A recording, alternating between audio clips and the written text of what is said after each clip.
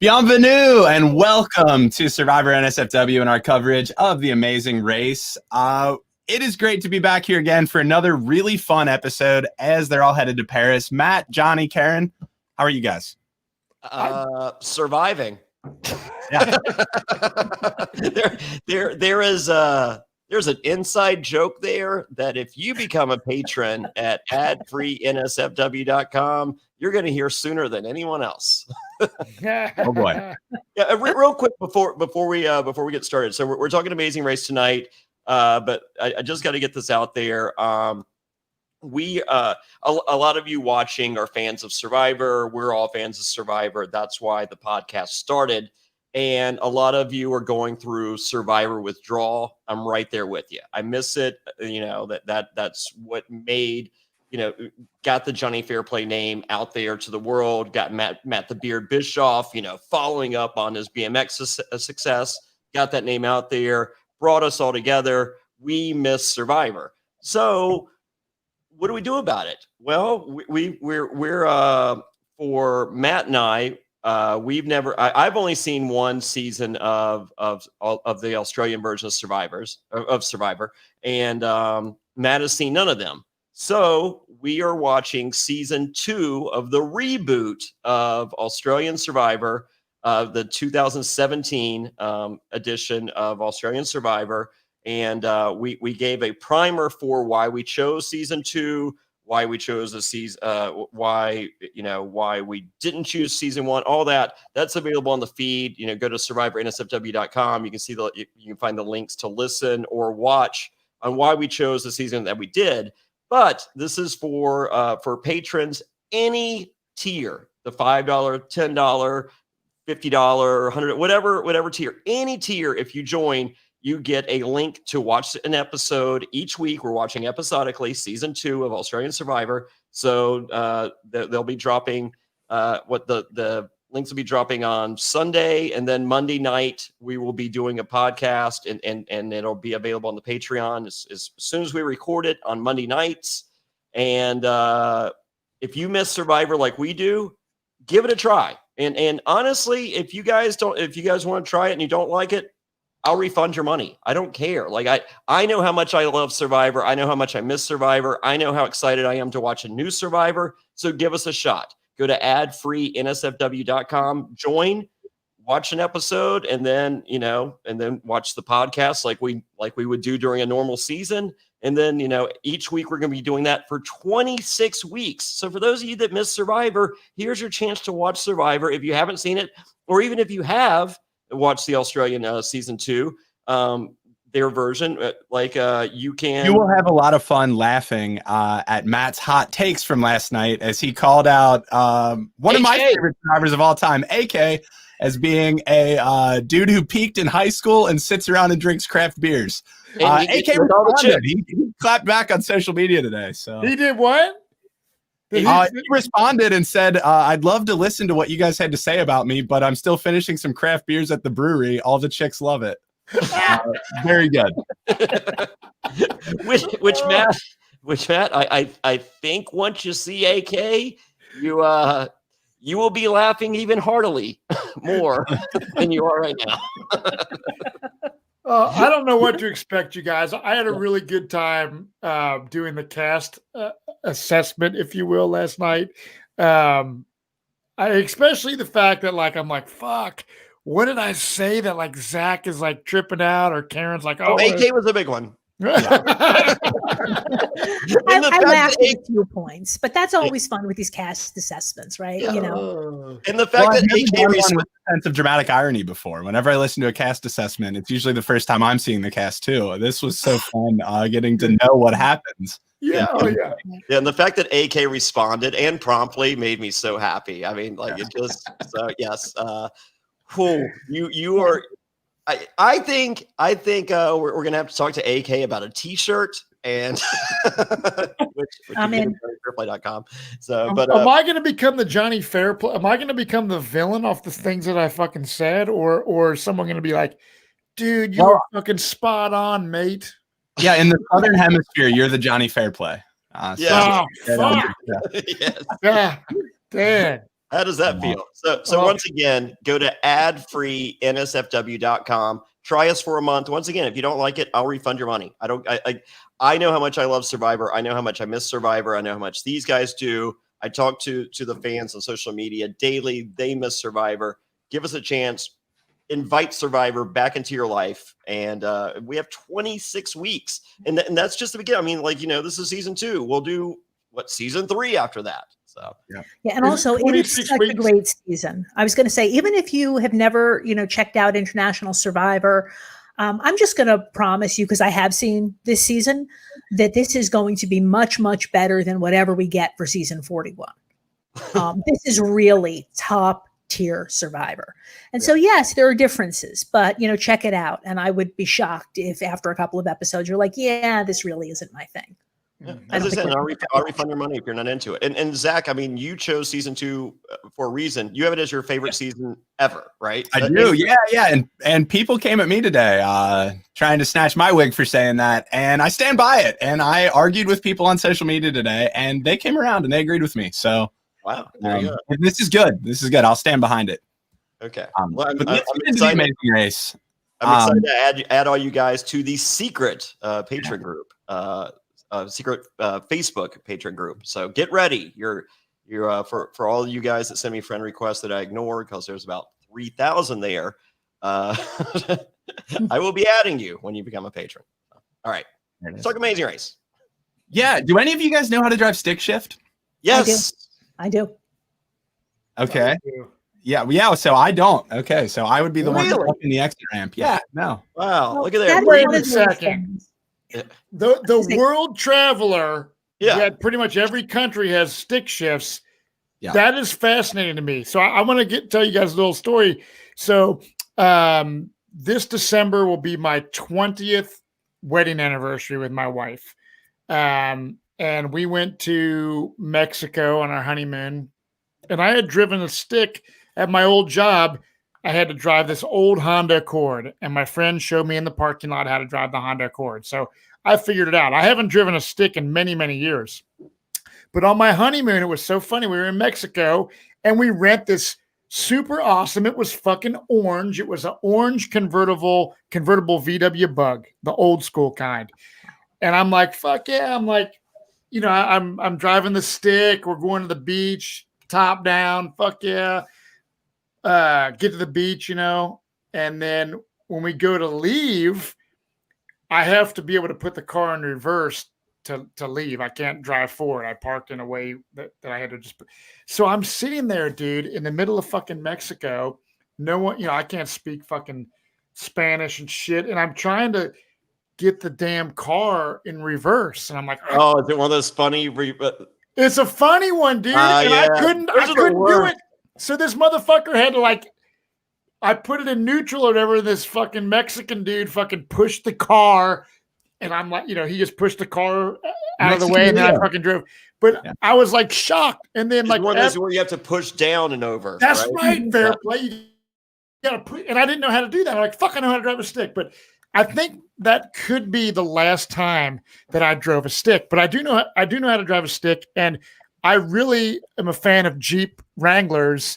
My wife has never driven a stick, but there is something fun about driving a manual transmission vehicle. Now, in today's world where people are texting and driving and doing all the dumb shit that they do, driving a stick is a lot more effort, especially in traffic and shit, but they're fun.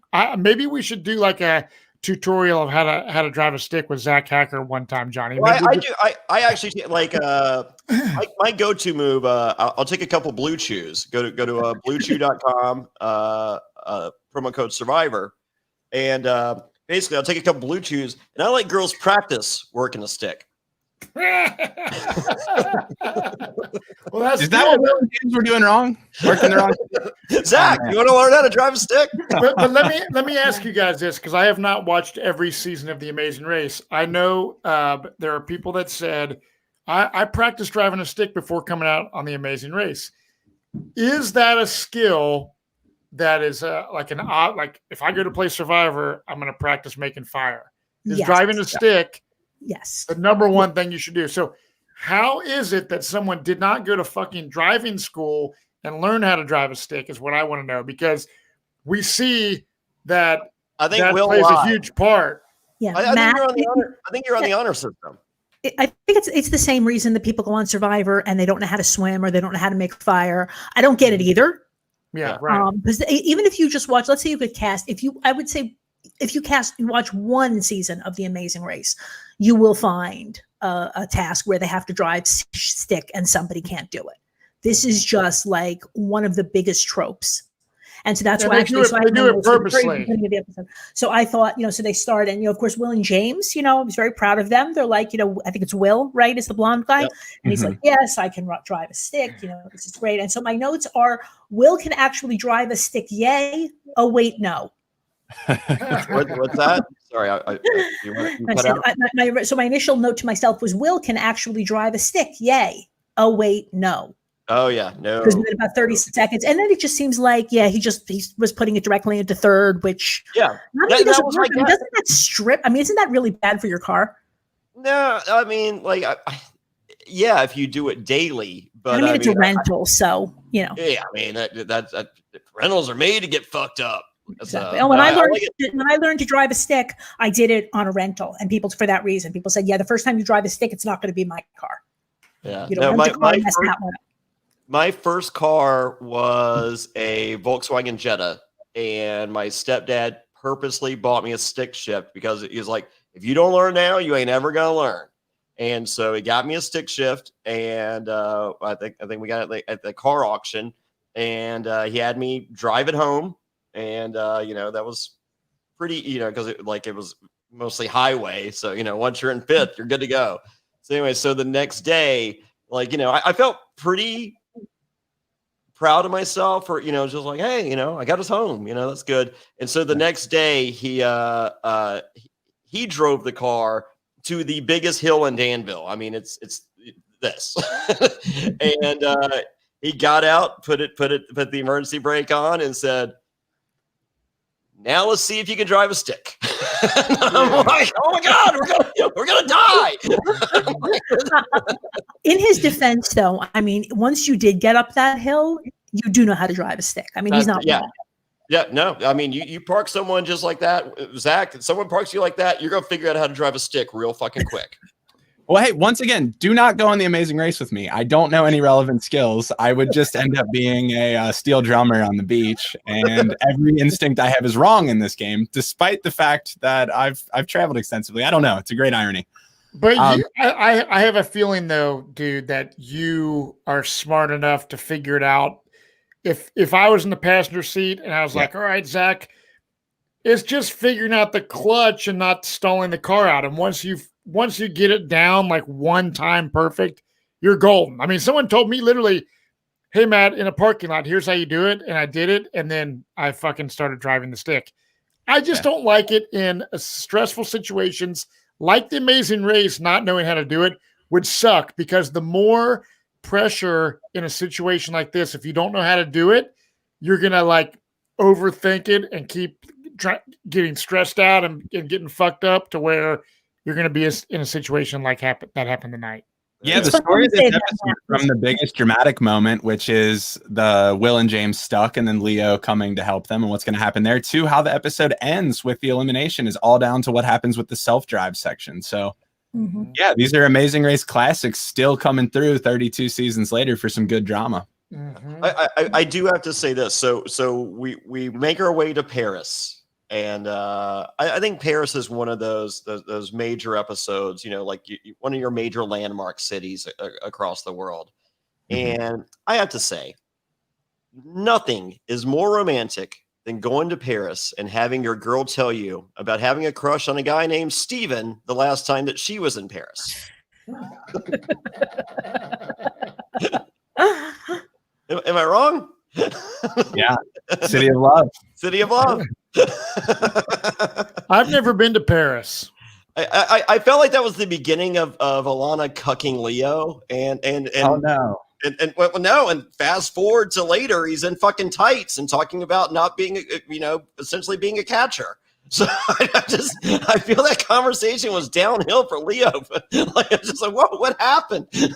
Oh man, I feel like I'm living vicariously through Leo and Alana. No, he had a great episode. He got to have his badass moment where he goes into Will and James's car and they think he's going to help him. It's like, no, I'm clearing your ass out of the way. So I'm moving your ass out of. I mean, honestly, that could have been a make good moment for like that tension's still there, and I think Will and James, as you've mentioned, Zach, they appreciate being the bad guy, and they found their targets with Leo and Alana, and I'm cool with that.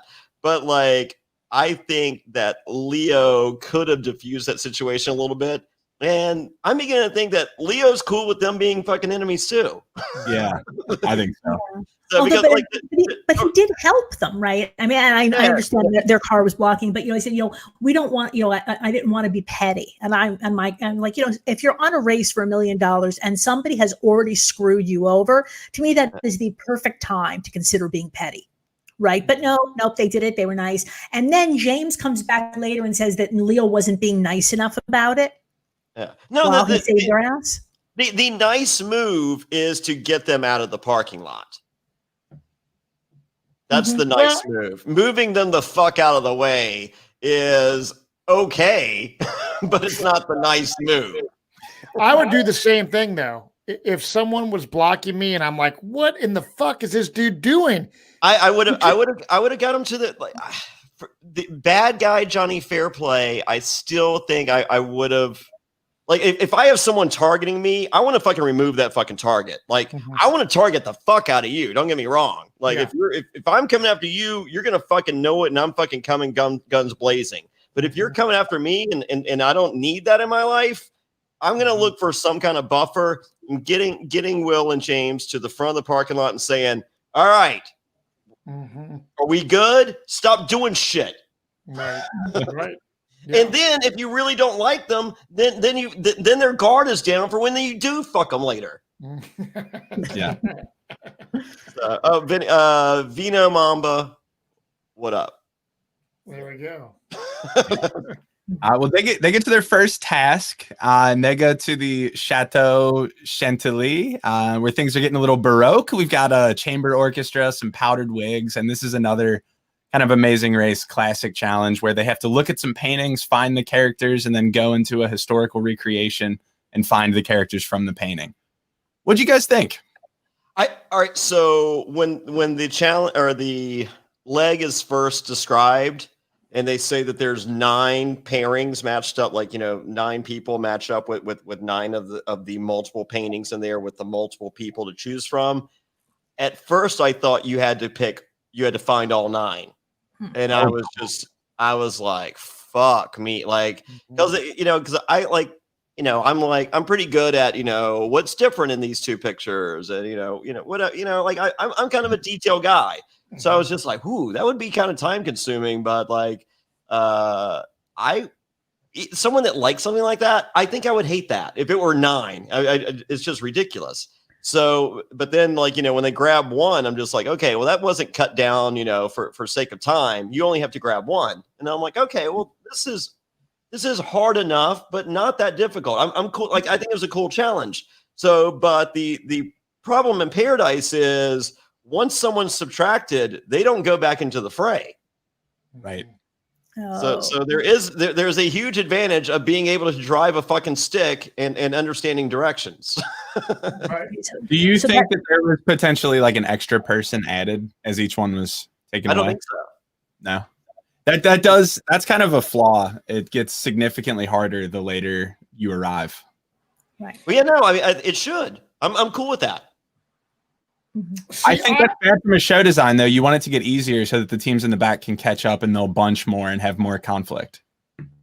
Well, they were not bunched, so I mean, yeah. For what you're looking for, that was a flaw. But I mean, to separate the better from the not better. if that is how it works, if that is how it works, though, I mean, at least that explained, because it didn't seem like most people had much of a problem at all. And then Aparna, who, again, based on what we've seen before and just based on her resume, we think she's smart, and she just could not do this. Yeah, but because I think the pool is so small at that point. Right, but then wouldn't you think the other people toward the back of the pack would also take a lot longer? No, I think they got lucky. Maybe. Well, I mean, Gary loves art. Mm-hmm. Oh, that was how good was that moment with D'Angelo? Oh, yeah, the editing was great. Where they don't even show us Gary, we just see D'Angelo reacting to this. Yeah, it's like they literally had about 8 seconds of airtime tonight, D'Angelo and Gary, and they killed it. I mean, like Gary talking about his love of art, going to the loot, like naming shit. It wasn't like, like I like art. It was like, okay, I enjoy a nice anime in the back of Penthouse too, but that doesn't make me an art connoisseur. I did used to sell that before Survivor. Did you guys think that the people that they had to find, when it's like, everyone kind of is dressed in this cosplay looking shit, like these paintings. However, I feel that when they finally pick the person, when you look at their costume or their fake beard or their however I think they did stand out. I think that I felt they did too. Your smarter players kind of they're like, like the bearded guys. They're just like, what colors are different, what hats are different, and then it was like facial hair. Oh yeah, I love that. Tongue and Chi, who we've said are like the most dominant team, have the emergent strategy with this. Instead of looking at the art and finding a person, they look at the people and find the art, and there you go. They do it in like what seemed like 5 minutes. I like that strategy. I think looking at the people and finding like, wow, dude, is that a fake damn beard? That guy's got to be one of the guys. So let's go find the painting that matches. I think that's a beautiful strategy. And the bearded guys, man, like just, I'm a facial hair connoisseur myself. So I was kind of getting a little giddy, like, hell yeah, man, this freaking rules. I will have to say, Alana, I don't know if you're watching this podcast. I think you are. And I'm sure Leo's watching with you. I don't want to subtract anyone, but this is more of an Alana statement. Congrats on that master's in fine arts. You are correct. There is no use for it anywhere on the planet other than this leg of the race. So, hey, Johnny, you want to know something funny? My wife, Maria, has the same degree. money well spent. Hey, my wife Maria just hung up some of her fine art in a local gallery, so that's awesome. That's doing well. Yeah. Congrats. Yeah, hey, another hilarious connection. We about like spit out our drinks when she said that. So right, that's okay. I have an undergrad degree in philosophy, so man, I done got my high school diploma. I think I'm gonna make a shirt, Zach, with you and Maria. And just put Leo and Alana on there. An Amazing Race font. Yeah. I know 2 people that would buy it. Sweet. There we go. That's hilarious. You will outsell my the commission shirt by 2. Oh boy. Yeah, so really the only people that struggle with this seem to be Eswar and Aparna, and even including Haley and Kaylin have a speed bump because they came in last place last time but got to stay in the race, and they have to, I don't know anything about horses. What is this, clean the tack for some horses? Yeah. I thought that was a pretty weak, I mean, speed bumps aren't typically like super time consuming. I mean, It's a speed bump. It's not a speed wall. It's a bump. Right. So I thought it was a pretty easy one. It was funny because we've mentioned some of the reactions of the people that give the nod for the okay, and some are immensely better than others. I mean, we had Hannibal Burris early in the season, and with the steel drums and some others that the horn guy I thought was pretty good. So, but this girl in the worst, I'm shocked they didn't refilm it. You see her basically staring the producer down and then giving the nod.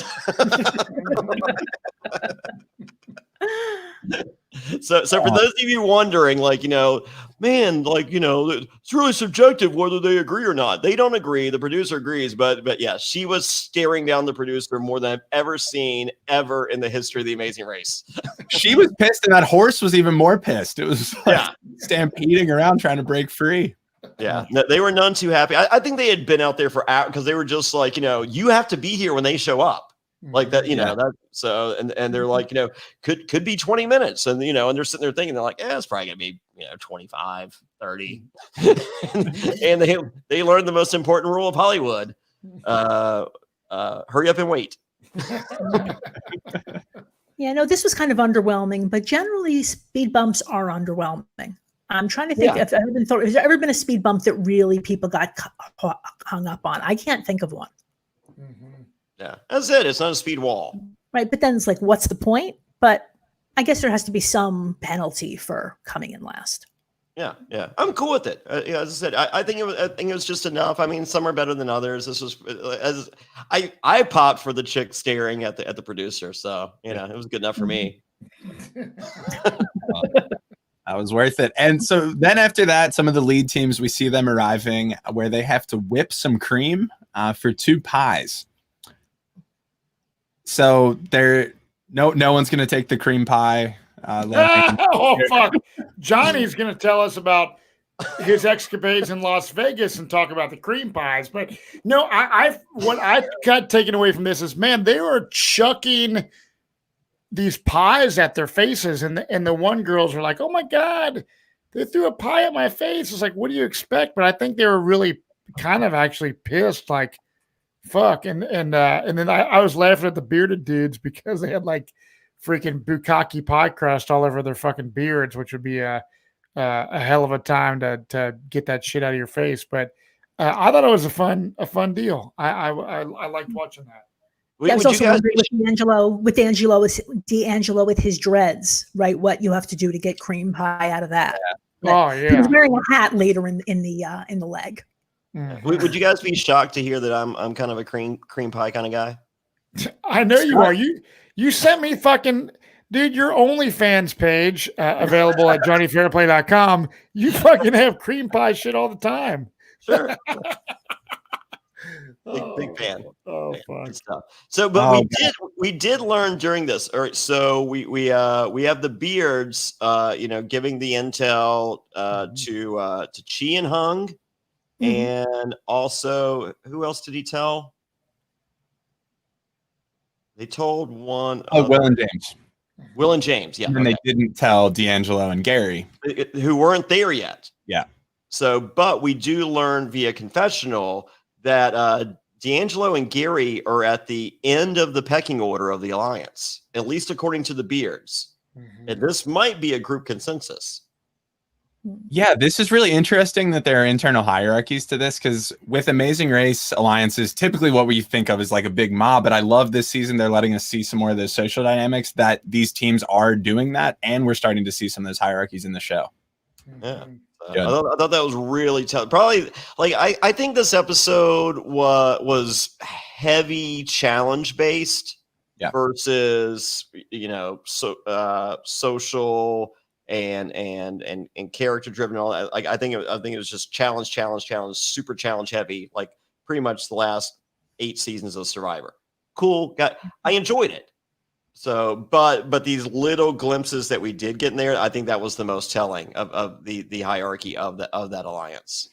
Mm-hmm. Yeah, I'm just glad we didn't have to see too much of them actually whipping up the cream pies, because I have a KitchenAid, and I can't talk about cream pies seriously. God, why does this episode do this to us? But to make a meringue, you have to put that thing, like, it goes for like 20 minutes. That seems it usually takes me about 20 minutes to make a cream pie, Zach. Yeah. Yep. And with that, it's time for a word from our sponsor. This episode is brought to you by Fracture. Fracture turns your digital images into beautiful glass prints. That's right, they print your photos directly on glass, transforming your memories into handcrafted frameless prints. Like this one. The one behind me, I have the Survivor NSFW logo with me, Matt, and Zach oh my God, it's the coolest thing. I'm so excited to have this in my life. Zach, tell us more about Fracture. Yeah, Fracture helps you focus on the moments that matter most by turning your favorite memories into beautiful glass prints like that one. Fracture prints directly on really durable glass that has soft edges for safe handling. The prints come in multiple sizes and there's no frame required at all to mount it on the wall. And each print comes with a 100% happiness guarantee. That means if for any reason you don't love your print, Fracture is going to make it right. The glass prints also make unique gifts for your friends and family that they'll never forget. Johnny, can you tell them how they can save? Yeah, but before I do, I received this huge box with my Fracture print in it. At the bottom, there's even a screw to go into the wall. These guys are ready for this. Like, it's no additional mounting. There's none of that. This thing is ready to rock and roll. And boom, Fracture prints look incredible. You really have to see it to believe it. Upload your photo at fractureme.com/survivor to print your photo on glass today. And we have a special deal, and here's what we got. Go to fractureme.com. That's fractureme.com/survivor. Enter promo code survivor, and you get 20% off your order. That's fractureme.com/survivor with promo code survivor, and you save 20% off your Fracture glass print. We thank Fracture for sponsoring this episode of Survivor NSFW. Let's talk about something we could all use more of right now. Sex. Great sex. Now look, I love sex, Zach. I don't know about you. It's my favorite. It's my favorite. And I don't like a little bit of sex. I like a whole lot of sex. And so, guys, now you can increase your performance and get that extra confidence in bed. Listen up, BlueChew.com. That's blue like the color blue. Blue Chew brings you the first chewable with the same FDA-approved active ingredients as Viagra and Cialis. Now, you can take them anytime, day or night, even on a full stomach, so you can be ready whenever an opportunity arises. Not only that, Blue Chew is made in the USA. It's prescribed online by licensed physicians, so you don't have to go to the doctor or wait in line. It's even cheaper than a pharmacy, and they prepare and ship it right to you in a discreet package. No awkwardness, and you don't even have to leave the house. Now, if you could benefit from more confidence where it counts, Blue Chew is the fast and easy way to enhance your performance. Guys, this isn't me reading ad copy here. This is Johnny Fairplay when he knows action is about to go down. I grab the Blue Chew, I peel it open, chew it up, and I go, get ready, we're going to Pound Town. Someone is going over. Someone is winning a championship tonight. That's right. And that could be you, because right now we've got a special deal for our listeners. Visit BlueChew.com and get your first shipment free when you use our special promo code SURVIVOR. Just pay the $5 shipping. Again, that's BlueChew.com, BlueChew.com. Use promo code SURVIVOR to try it for free. Blue Chew is the better, cheaper choice, and we thank them for sponsoring the podcast. And remember, when you support our sponsors, you help this podcast be possible. So please use our promo code SURVIVOR at BlueChew.com. And we are back. And following all these teams getting blasted in the face with cream pies, they are going to head to play some carnival games to the Antique Carnival Museum in Bercy. I love that. Like in the history of the Amazing Race, this is possibly my favorite leg ever. I am a carnival game connoisseur. I'm the wrestling business is composed mostly of carnies by nature. And so when I go to the carnival, I feel like those are my people. I like to look for, the guy that heads the Gravitron with the mullet that always knows where to find crystal meth, no matter what city he's in. That's always fun. It's a nice game we like to play.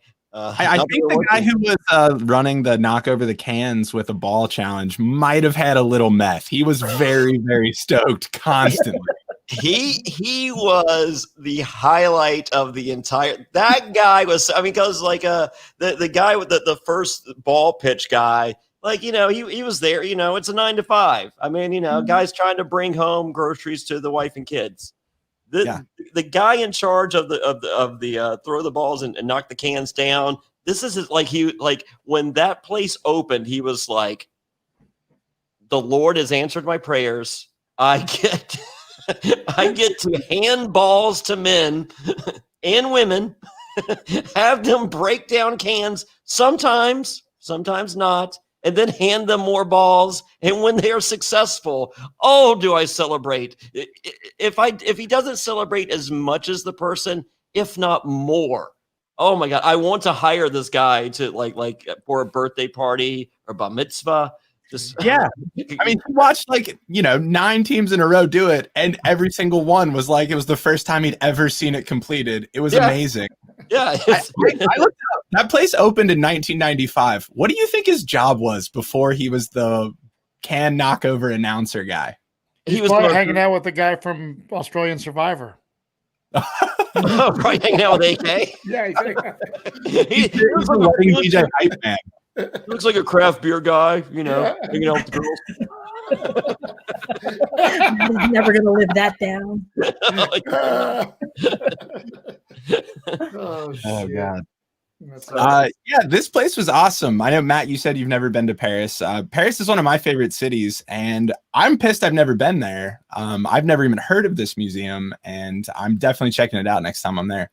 I've never been to Paris, and I'm going that's like first on my list when I get there. As I said, I just love carnival games, and like this was the epitome of like you had, you know, almost like a shuffleboard version of the horse race game, you know, that like, you know, I'm one of those, you know, my entire life I've been plagued by not being that great at carnival games, but the ability to waste needless and endless money to eventually when they because there's a trick to all of them. These are more on the up and up, more so than your James E. Strait show or traveling carnie circuit. So but when I was a kid, you know, I wanted to win these because I was just like, you know, I'm not good at baseball, I'm not good at a lot of things. You know, here's my chance. And, you know, and I wasn't good at that. And I'm just like, more money. And then, you know, and more money and more money. And, you know, eventually I'd leave with, you give them enough money, they give you something. Yep. And so fast forward to, you know, when I was dating, it's just like, oh, you know, I gotta be the cool guy that wins some cool shit for the hot chick. So, you know, so then it's once again, needless and endless money to attempt to win this thing for the hot chick. Fast forward, the cycle never ends. I get a 12-year-old and a 3-year-old, and throughout the years, Dad, you've got to, like, you know, they look at you as their hero, and it's just like, oh, you got Johnny Fairplay as your dad. You know, that's how the carnies get you. It's a cycle. You spend all your money to impress a girl. You impress her a little too much. You end up with kids. Then you got to keep spending money to impress them. Brutal. Yeah. The motherfucker with the mullet and the crystal meth at the Gravitron is just sitting there licking his lips, going, here's another mark.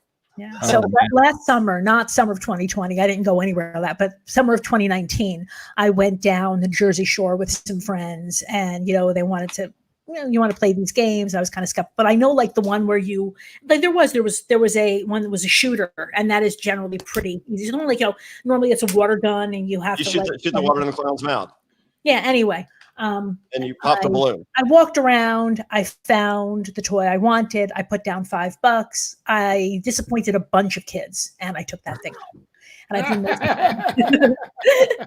I like in my old age, I've kind of like I just walk up to the guy now and just hand him a 20 and just like, can I just pick something? And they're like, and if that doesn't work, you know, then I go to the Johnny. Like, you ever watch Survivor? So, but at this point, I'm the king of just like, here's $20. Can we skip to the chase? Yeah. So, and I look immensely cooler. Yep. It doesn't work with the hot chick, but it works with the 3 and 12-year-old. Oh yeah, because the 12-year-old's on her phone and the 3-year-old doesn't know. Yeah. Carnival games, fuck that. I got bribery. Yeah, so these looked like a lot of fun. This was really cool. I loved that there were other like random people there competing with them. I do not think they were. I think you were looking. I think that place is a ghost town. Okay. And I think you were looking at production. Sure. Yeah. I think those were like probably production members, but it was cool like seeing all the interactions going on. Mm-hmm. Yeah, I like that some of the teams crossed paths, and you had, I think, at one point, Chi and Leo were both competing in the same task. That was cool. Yeah. No, I like because the girl that got that beat, who was there first? One of the beard guys. Yeah. So the girl that beat one of the beard guys in the first horse race deal, she had PA written all over her. Like because they all looked really American. Yes. So and like the dudes, I mean, like you couldn't see, but like I'm willing to bet they're wearing cargo pants or cargo shorts, to carry mics. So, yeah. Well, but yeah, once again, I mentioned how Chi was doing, and once again, I said it with the identifying people in the paintings task. Hung and Chi are naturals at almost everything we've seen them do. It just came so easy. They're still my winner pick. Yeah, and Chi killed it on like he was like, I've never played carnival games, but but I played a lot of tennis, and I'm just sitting there looking at him just like, this motherfucker, I guarantee, slays at fucking tennis. I mean, he's fucking Michael Chang. Fucking like, it's just like, okay, this was the worst game of tennis I've ever played. Like, this guy will hurt you on a tennis court. It's all I envisioned as soon as he said that. Johnny, you teach youth tennis, right? I do. I do. You do? Yeah, no fucking way. It's discussed in my documentary, which should be coming out pretty soon. So get ready. Wow. Yeah, they do a deep dive on my. I give back to the community and especially with the youth of Danville, Virginia, and have for years. Yeah, well, you and Chi bond over that. That's great, dude. That's funny. What was that, Zach? You and Chi can bond over that. I'm sure your tennis skills. I don't know if he goes to the level that I do. Okay.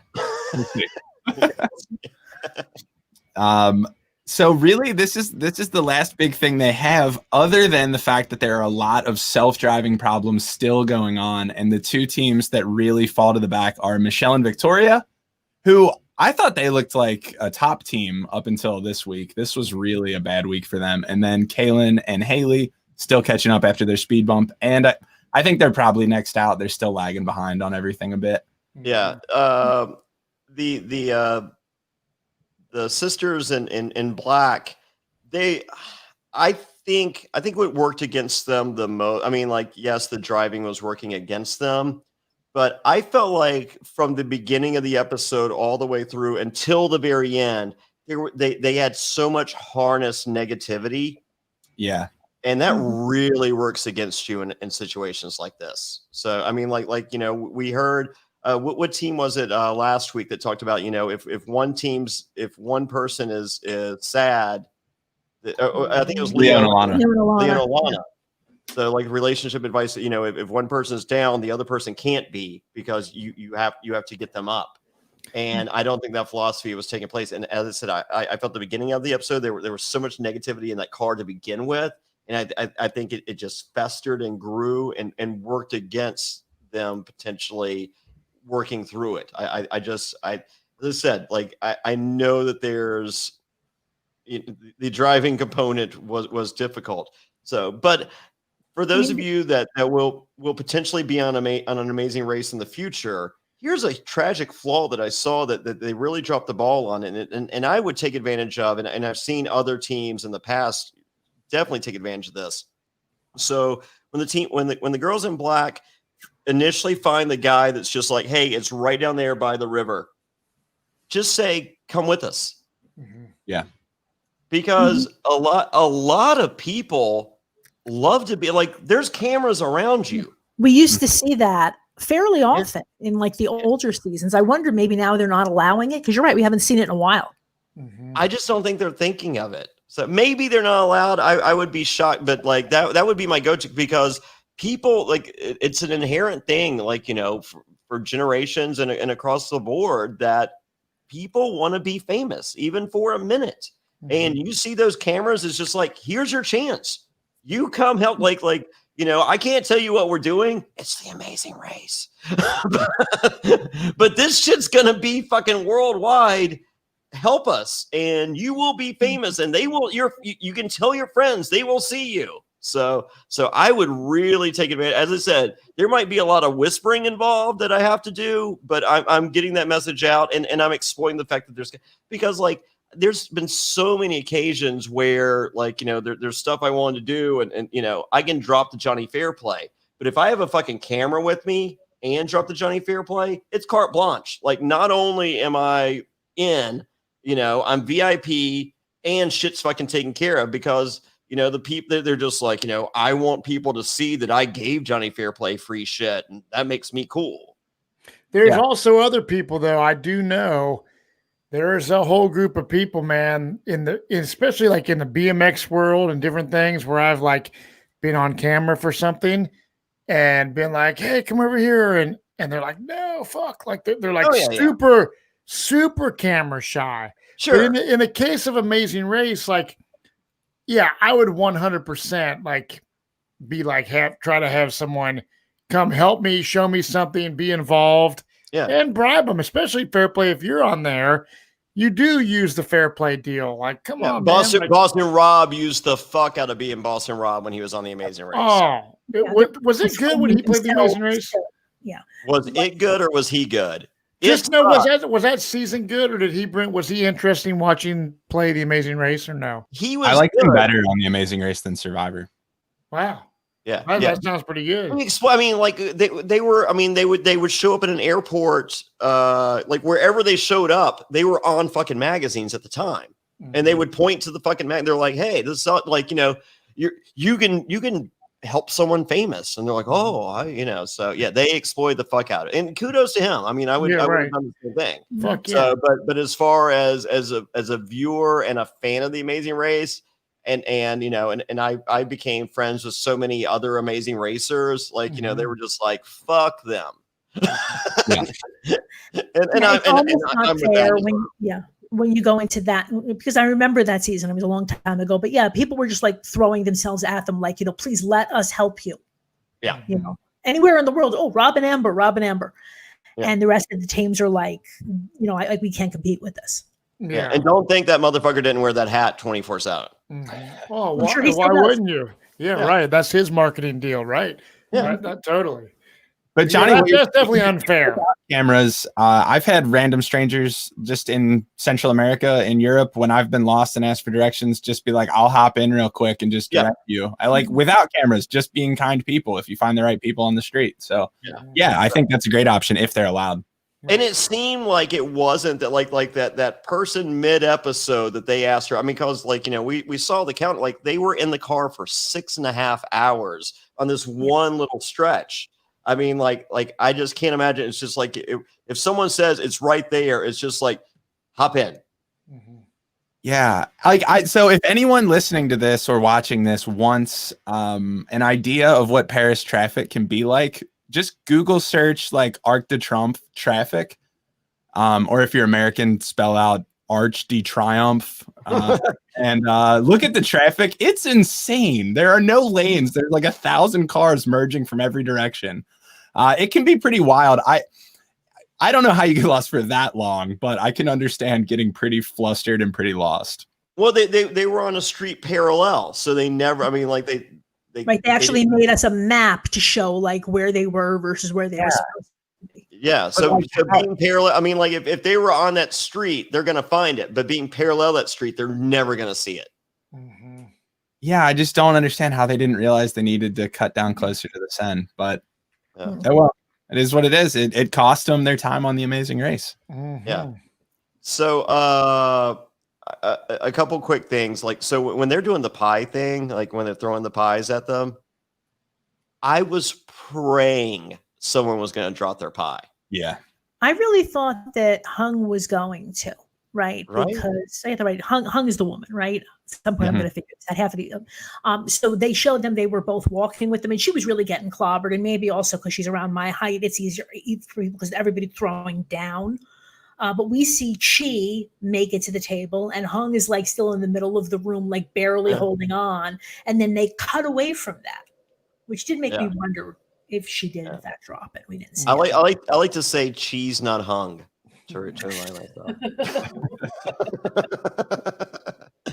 I don't know if she uses that, but that's my go-to. To remember. So I mean, the state that those pies were in when they set them down, like I imagine you could have just scooped some of the pie off your face, threw it in the bowl, and just set it over there.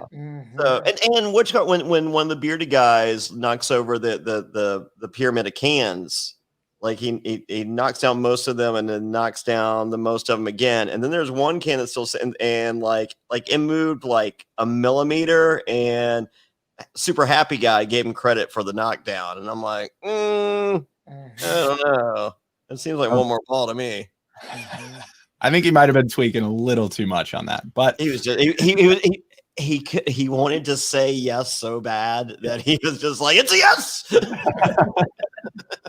Producers are shitting in the background, like, no, what are you doing? Yeah, he was not looking for the nod from production at all. So I was hoping that, and so fast forwarding to towards the end, not exactly the end. But I gotta say the blondes were so happy and so appreciative for being not last. Like it was. I think it was a really genuine moment, only to be followed by another genuine moment. But that was really cool because they were last episode. It was a non-elimination, and I think this would have been great bookend episodes last week if it weren't for the election that would never end. So I thought that was a really cool moment, and I liked the fact that they weren't just like, oh yeah, we're still in it. And they also said something. There was some self-awareness there because they said something about, I don't remember the exact words, but it was like, we're going to be around here for one more week.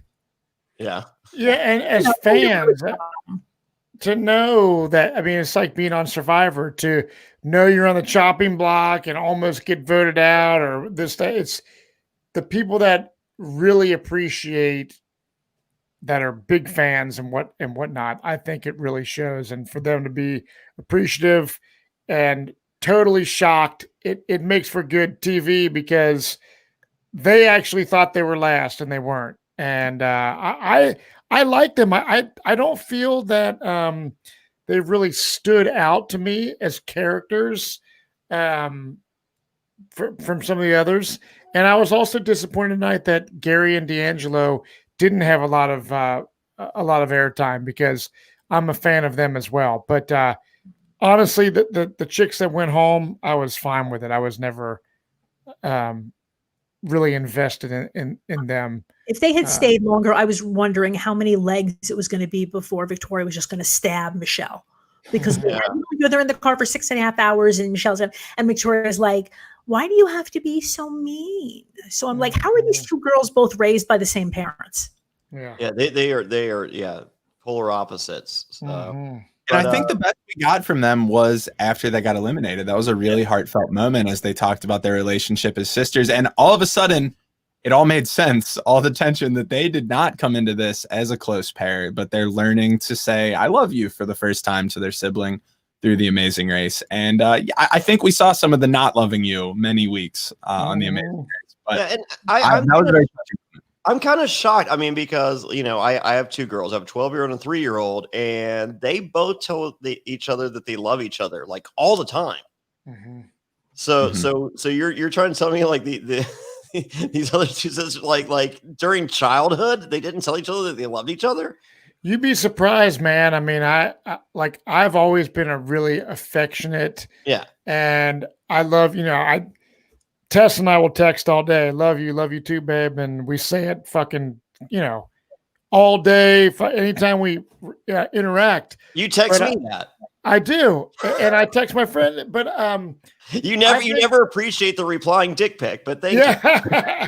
But I do think they're like, like my wife didn't really grow up in a household with parents that showed affection, like hugs and I love you and stuff.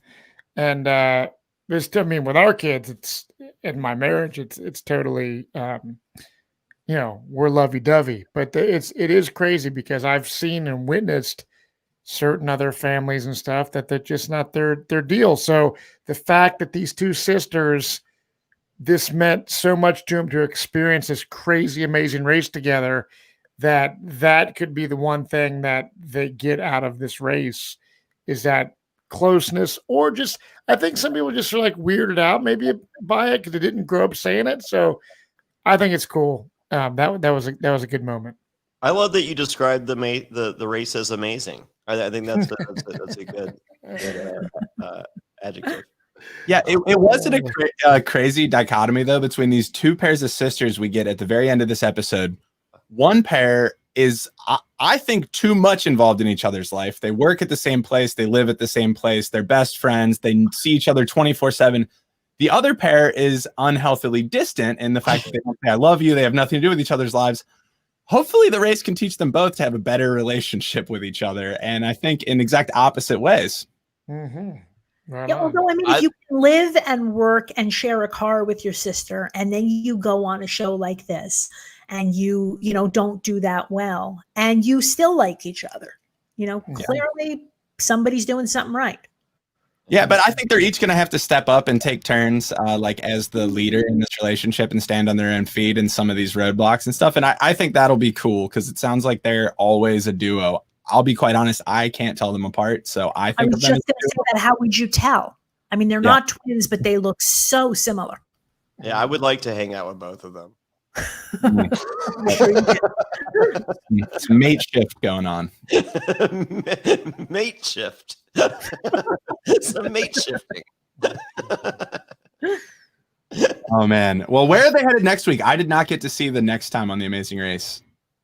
I didn't either. I don't know. I came down here for the pod, actually. Yeah, we all did the same thing. I was like, well, peek behind the curtain. Like, I was lucky to see what I did. So we had this horrific storm going on like minutes before, and I'd been playing Xbox Series X. It was so funny. I was playing with Madeline, and Madeline's playing Goat Simulator, and she's sitting there with the controller and making the goat run and jump and all that, and she goes, my mommy's going to be so happy when she sees me playing video games. And I was like, you don't know your mommy very well. And so I had no idea what was going, like I hadn't been watching television. I've been playing Xbox Series X. And so, like at 7:50, I turn on the TV and I have direct TV, nothing. I mean, it's just like, signal code 80771, whatever. So I was just like, oh no. So even though I'm not super happy with them today, I would like to thank the CBS app for working and me to watch live television with featuring The Amazing Race.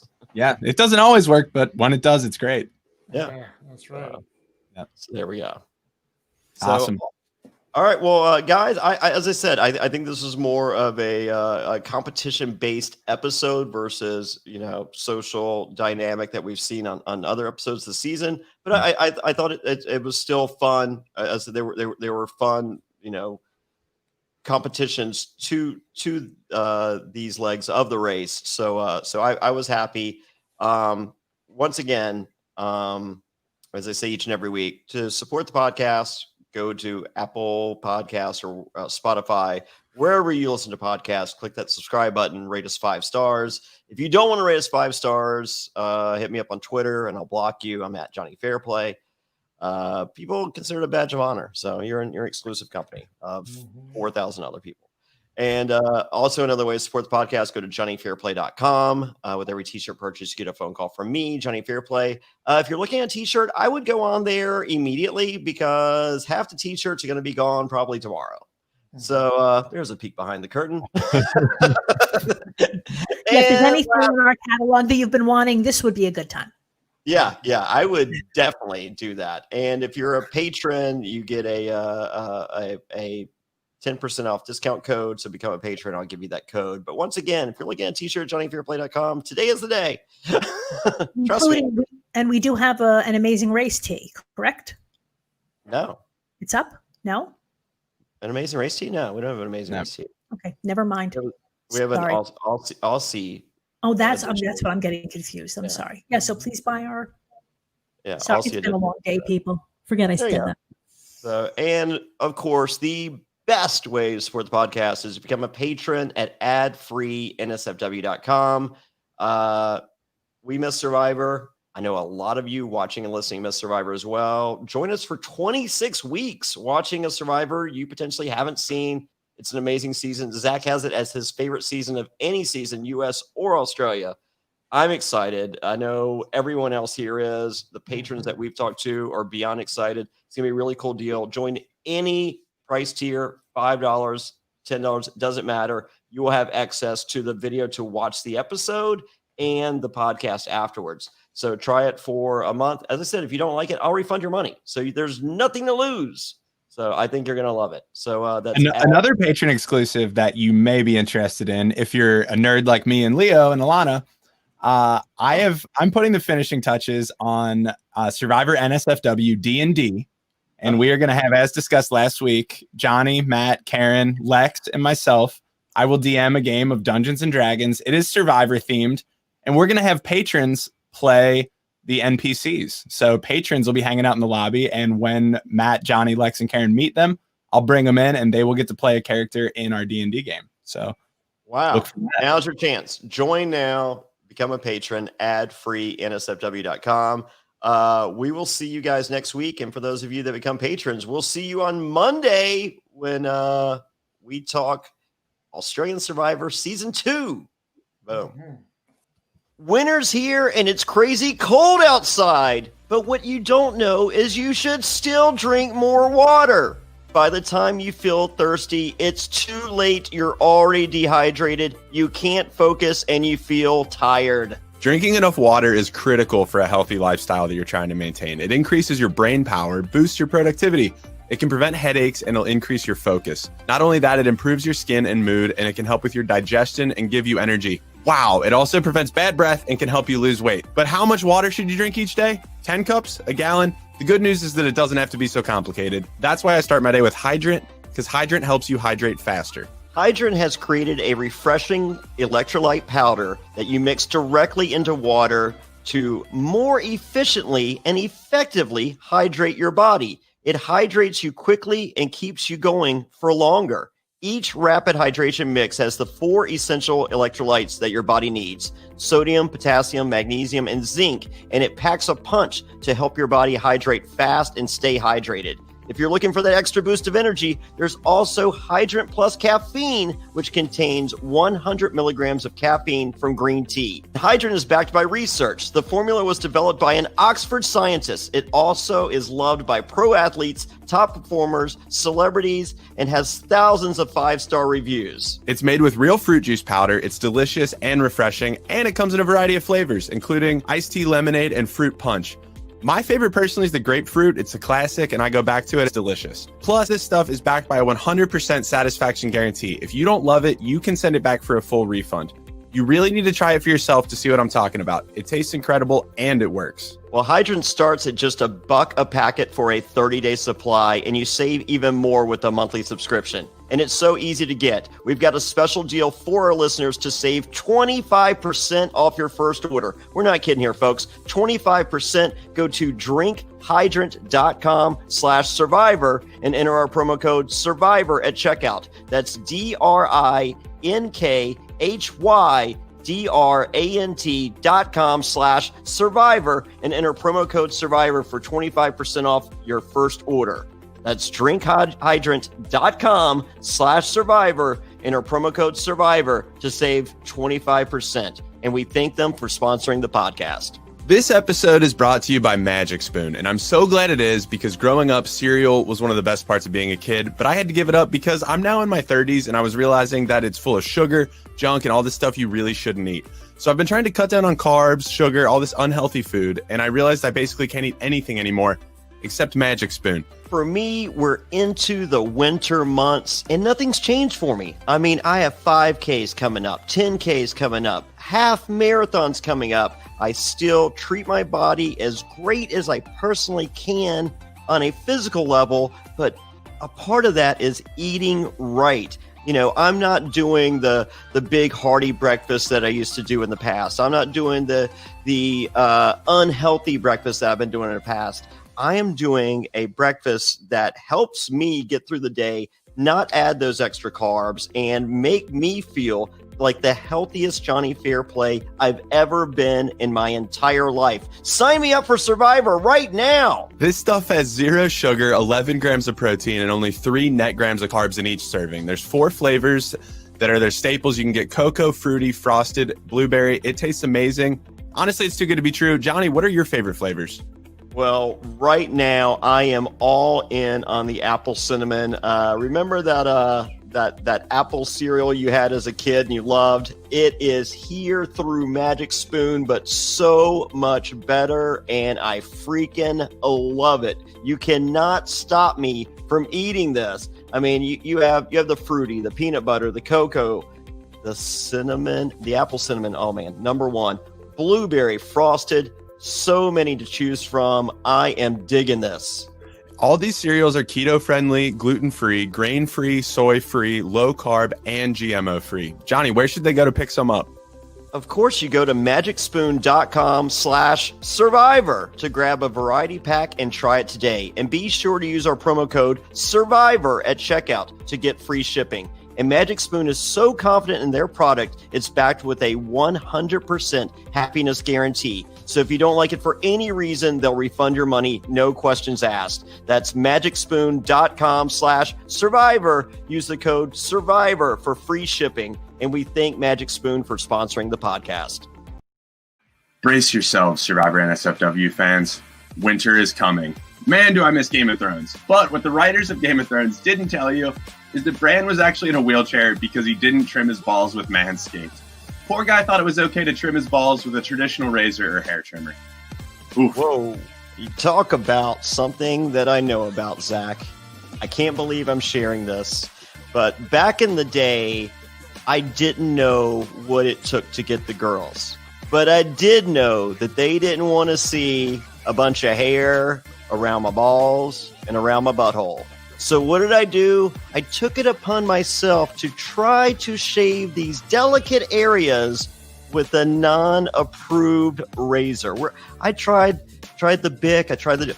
Holy moly. Have you ever seen Ric Flair back in the early 80s wearing the crimson mask, Zach? I have. That's what my balls look like. Do not do that, folks. I'm telling you, this is not the plan. There is one plan and one plan only. Go to the people that know what they're doing. Scientists have worked on this. This is the best thing you can do. Go to Manscaped. You do not have to have your balls look like Ric Flair in 1986 versus Dusty Rhodes.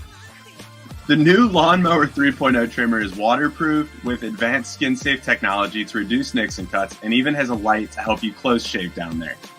Not only that, the Weed Whacker ear and nose hair trimmer can help you whack those nasty weeds in your delicate holes. This product also has proprietary skin-safe technology to help prevent nicks, snags, and tugs. The performance package also includes the crop preserver. Wow, that's easy to say. It's a deodorant for your balls to protect against chafing. Also, the Crop Reviver ball toner will keep your boys fresh at all times. Maybe you're on the other side of the wall and you don't know where your next shower is. No worries, the Crop Mop ball wipes are here for you. Do you have smelly feet? Manscaped can help with the Foot Duster foot deodorant made to fight odors of even the dirtiest feet. Or you maybe just want to smell good everywhere? That's good, because the Refined Cologne by Manscaped is a clean and fresh scent designed for the refined gentleman.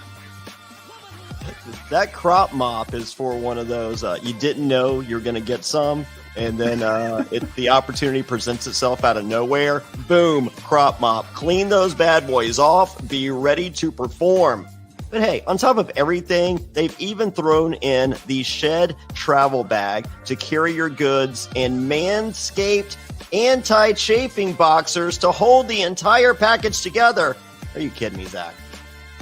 That's good stuff. Get 20% off and free shipping with the code SURVIVOR at manscaped.com. During the winter, you may be spending more time inside with your balls. Might as well make them beautiful. Get 20% off and free shipping with the code SURVIVOR at manscaped.com. That's 20% off with free shipping at manscaped.com. Use promo code SURVIVOR. They love it when we do that. And be sure to join the Manscaped movements. These products are no joke. Any fool can climb a wall or crawl through sand, but as every fan knows, Survivor challenges are won or lost at the puzzle. The most successful players are puzzle masters, and you can be one too. Fair play. Perplexers Puzzles creates handmade miniature replicas of many of Survivor's greatest and most challenging puzzles.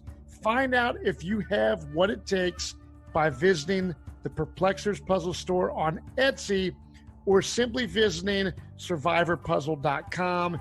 Enter promo code FAIRPLAY, FAIRPLAY, at checkout for a 10% discount.